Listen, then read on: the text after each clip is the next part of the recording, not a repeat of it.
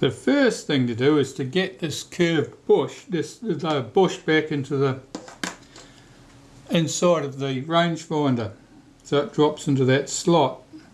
So those curved pliers, tweezers work well for that. Well, that's sitting in place. I've got a jig that'll hold this in position. It's a little post on it to support that bush from underneath, and you can see that bush is just sitting there. If you haven't got that, yeah, there are other ways to do it. I used to do it with just balancing that with a screwdriver from the top to hold it in place, but it was a bit awkward. This is much more convenient. Right, some molybdenum paste I normally just wipe around the inside there, and some on that underside surface very lightly.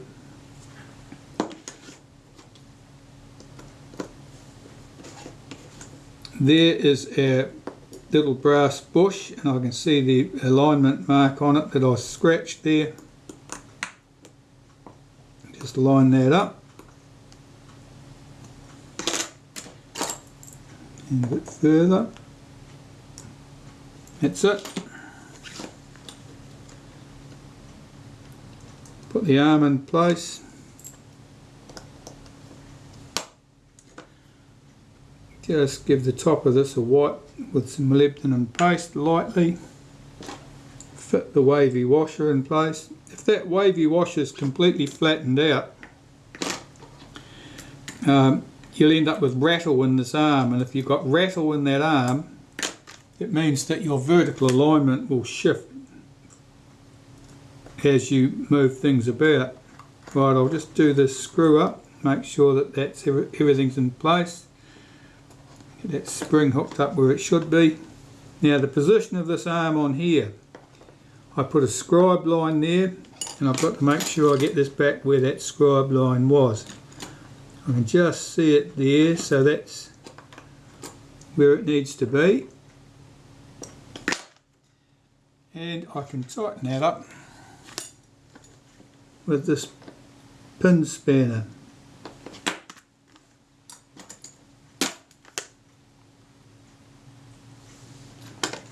It can come off the jig now, that's done its job.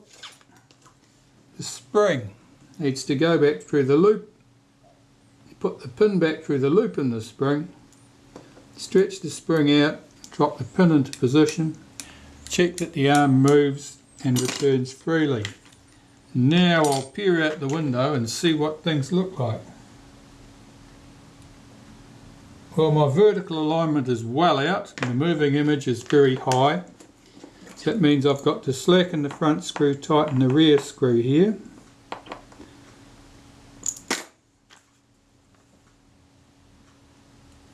Still a bit high, but not much.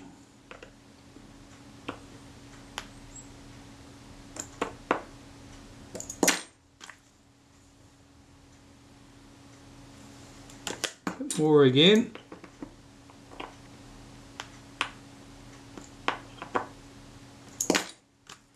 Now these adjustments are very subtle. That's ideal for vertical alignment. Horizontal alignment, it doesn't quite come back to meet at infinity, the images.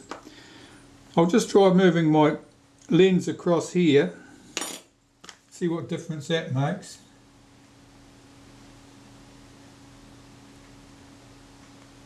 Well, that was the wrong way. Let's try moving it the other way.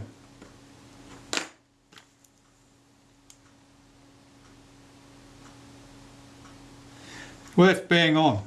So that is absolutely dead right now to put on the camera. I'll probably have to make adjustments once it's on the camera, but at the moment my horizontal alignment's great, the vertical alignment looks good, and I want to put some lacquer on here and here to lock the position of that front lens set.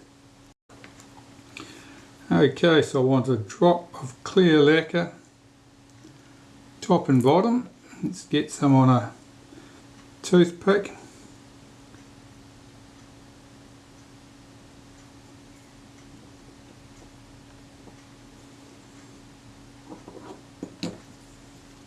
You don't don't want to overdo this and have any of this stuff running down onto your nice clean glass, so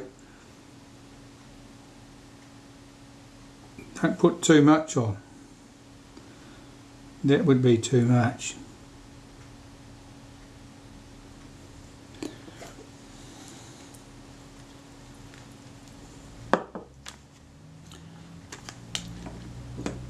So that's our rangefinder ready to go back on the camera body. I'll just get rid of that tiny piece of fluff there. And this can go back on the camera body now, I think. I'll just take that rubber band off.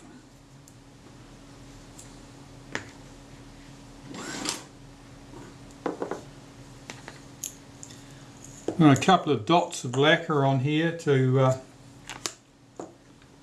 prevent this from moving if the camera gets bumped.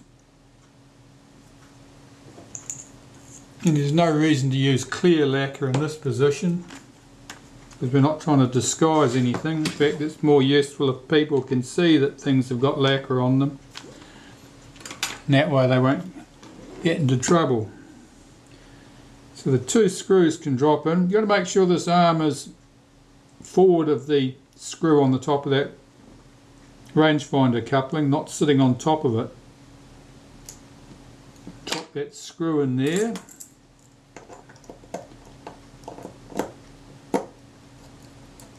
Run that down.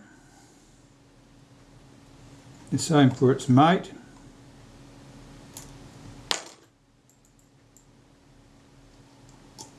I think that dropped into it. Yes, it did.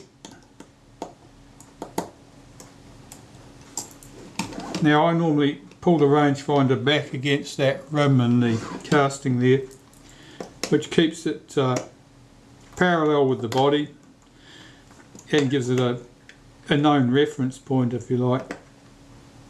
The rangefinder's not doweled to the body at all. So it's a bit of slop there. And now I'll just check my adjustments. I'll just look out the window.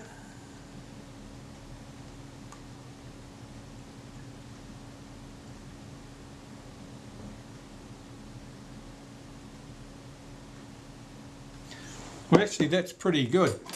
The vertical alignment, the moving image might be very slightly high.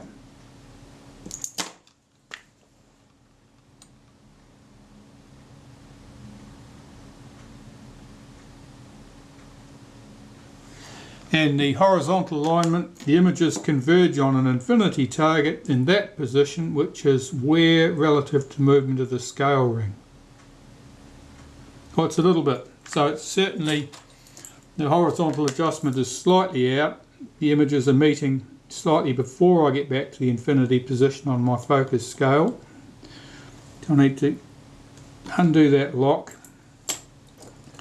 Rotate this screw clockwise to bring the arm forward, back rather, very slightly, and then check again. Now I've overdone it, so I've got to take that back slightly. These adjustments are very subtle. If you think you've moved it, you've probably moved it too far. Yeah, I've done that on both occasions.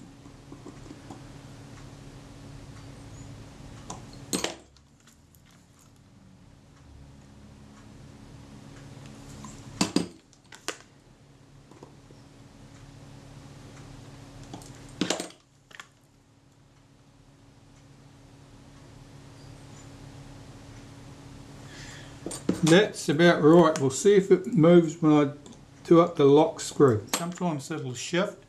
If it does shift, then you're going to have to muck around a bit. Here, it did move in order to get things right. The lock screw can sometimes move things. Because you're dealing with such subtle adjustments, it's not easy to knock things out of line.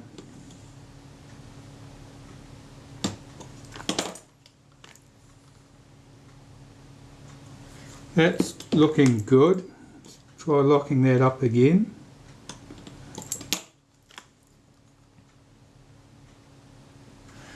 That's great. Okay, so I'm very happy with the state of that.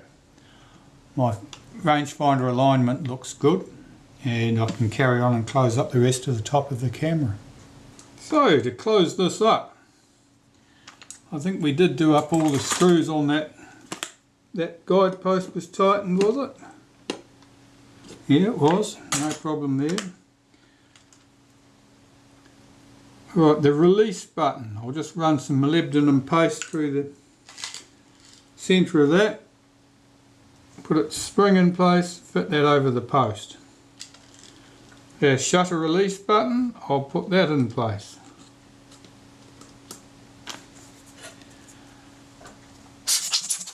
Give that a blow. Put a touch of lacquer on that screw on the film advance.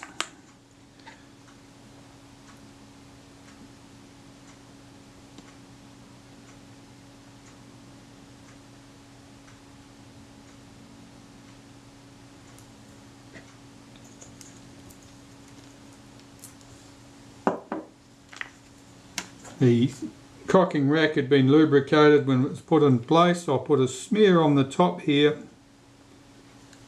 That'll carry around on that plate. And the top cover, it'd be nice to say that this was very nice and in perfect condition. It's not. It's a long distance cover. Looks fine from the other side of the room. Just checking my frame counter to make sure it moves one frame each movement and not two. That appears to be great. And our screws in the top cover here, yeah, they're not pretty, but they should screw in place.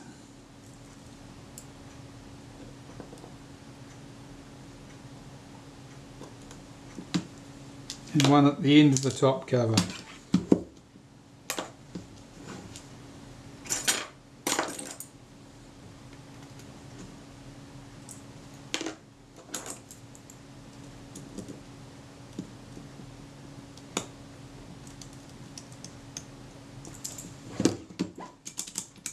Check that all the buttons move smoothly.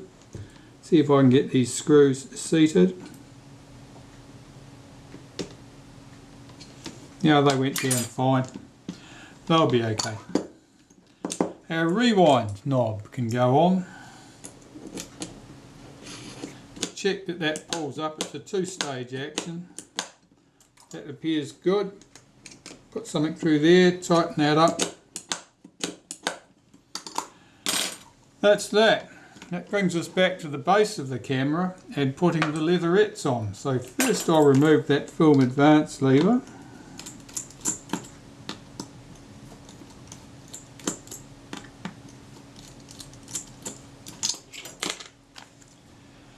And get the leatherette. I'll wipe down the base of the camera with some naphtha just to remove any grease that I've transferred there with handling, so that the leatherettes will stick back well. Here's our leatherette. That's all been cleaned. It might not look particularly clean to you, but that's pretty good. And here I'm just doing the same. I'm just wiping that down to remove any dust or any grease or anything that might cause the adhesive not to stick well. Right, I'll apply some adhesive and I'll just put a blob there and then move that around with a toothpick to get good coverage. Try and avoid to get this on the front surface.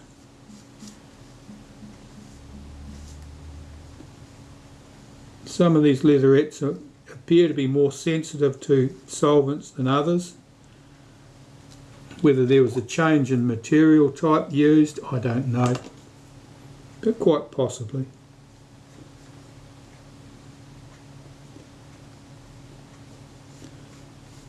Just making sure I've got good cover right to the edges, because leatherettes peel from the edges, they don't peel from the centre. The edges are stuck down well, you're going to be in good shape.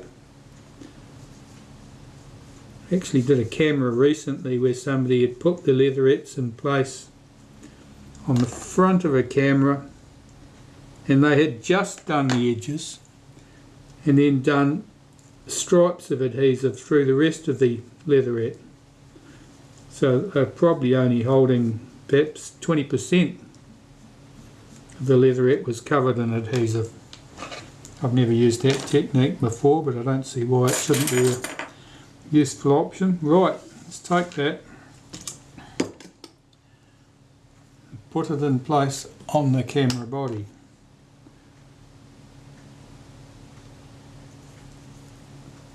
Get it seated into the recess, and where it goes round a raised boss like this, the leatherette is almost always shrunken slightly and is a bit reluctant to sit down flush, so you may have to manoeuvre that slightly.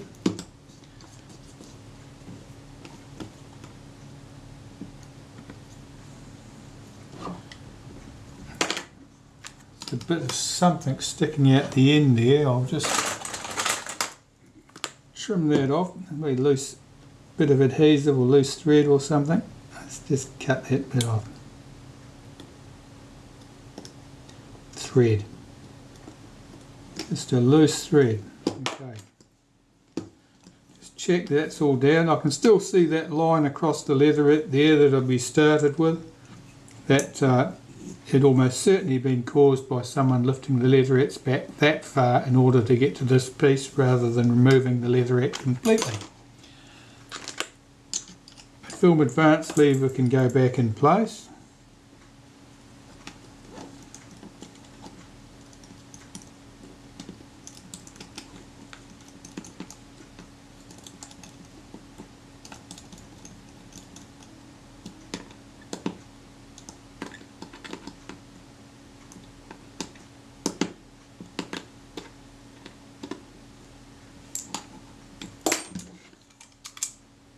Check that that moves. Now that's locked up. There's something wrong there. What's gone wrong?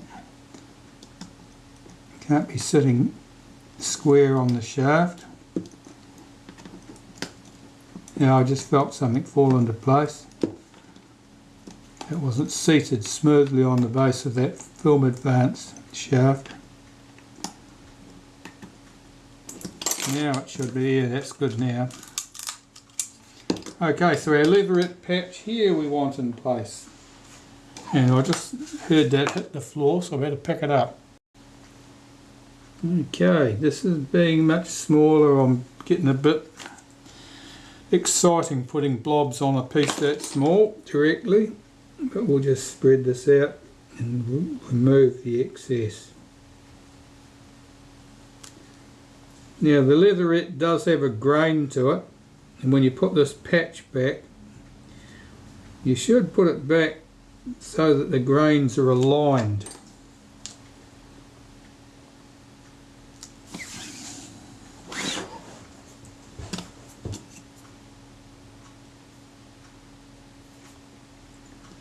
Of course, if you don't, probably no one's going to notice anyway.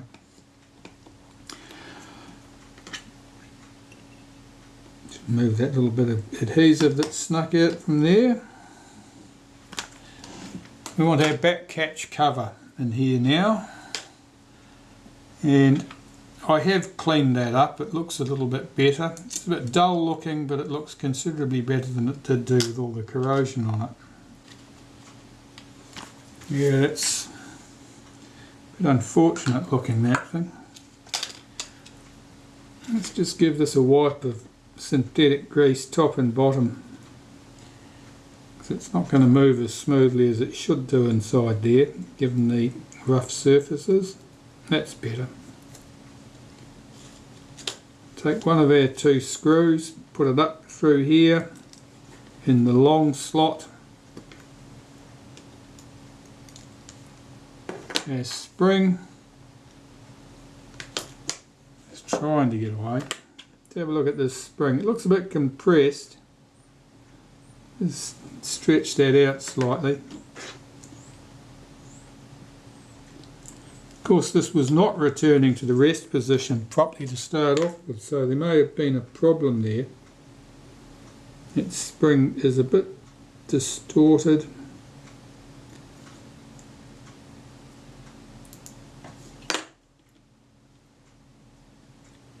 Alright, I've got that sitting there. It's hardly stable, but it's sitting there. And see if I can get this back on the camera before the spring pops out of place. And I think we've been successful. Run that screw down there. Check that this moves freely. It doesn't pop back over that button. This is bent. This arm is bent, I can see that, so it's not as long as it should be. Right, let's just get the other screw in place and then rectify that problem.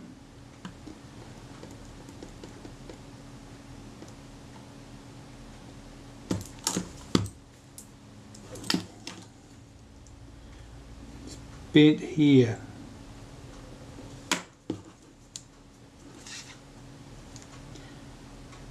The camera's been dropped. This has hit the ground at some stage, and so it's bent out. See if I can encourage that to shape, or encourage it into the shape I would like it to be.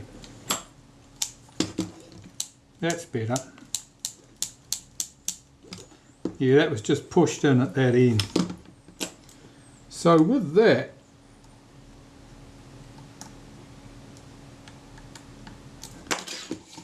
that's our camera body back together, and it looks presentable enough. Nice Retina IIc, not the prettiest example, but by no means the ugliest.